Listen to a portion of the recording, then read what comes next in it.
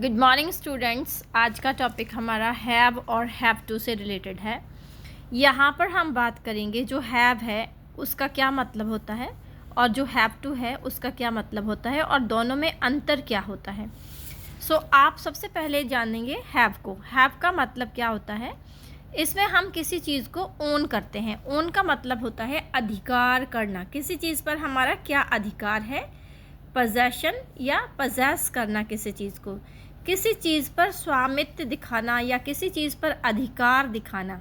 जब भी हम सेंटेंस में किसी चीज़ पर अपना अधिकार दिखाएंगे तो हम उस सेंटेंस में हैव यूज़ करेंगे। ठीक है, आगे बात कर रहे हैं एक्सपीरियंस समथिंग, यानी कि हमारे पास कोई चीज़ रही है, हम वो एक्सपीरियंस अगर बता रहे हैं तो हम बताएंगे कि मैंने इस चीज़ का एक्सपीरियंस किया है। जैसे मान लो मैं टीचिंग में अगर मैं बताऊं तो I have 10 year experience, I have 15 year experience, इस तरह से हम बोलते हैं। तो ये हैव के लिए ये कंडीशंस जो है हमें मोस्टली सेंटेंसेस में देखने को मिलती हैं।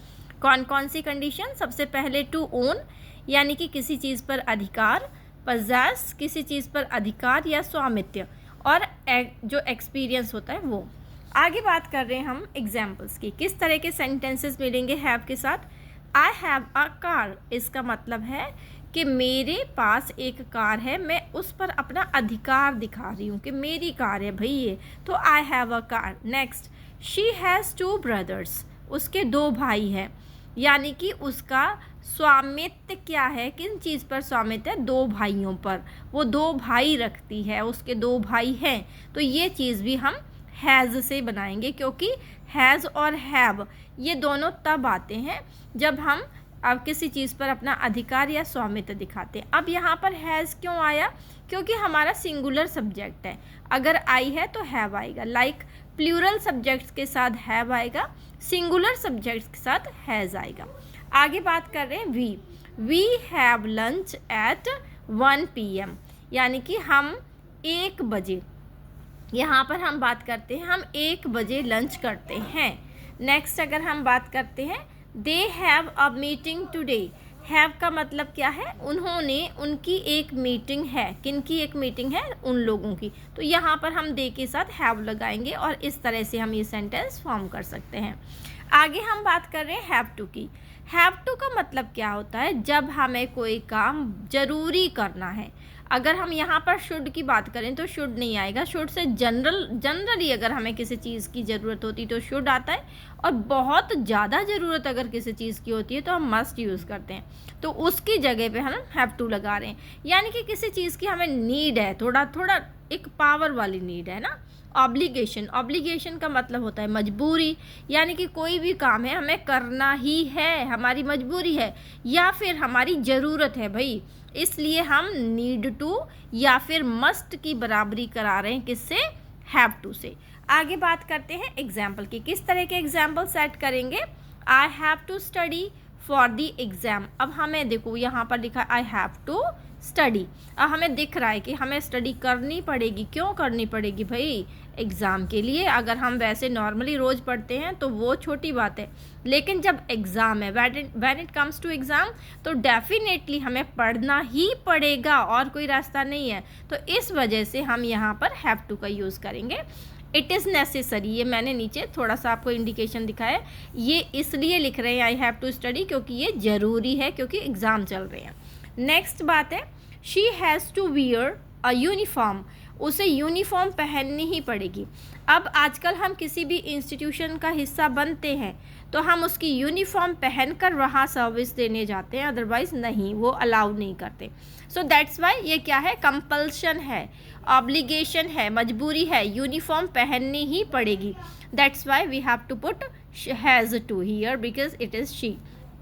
Next, we have to leave now, अब हमें जाना पड़ेगा। ये सेंटेंस में कहीं ना कहीं हल्का सा ये इंडिकेशन हो रहा है कि जैसे बहुत देर हो गई है भाई, अब तो जाना ही पड़ेगा, तो तब हम यहाँ पर हैव टू का यूज़ करेंगे।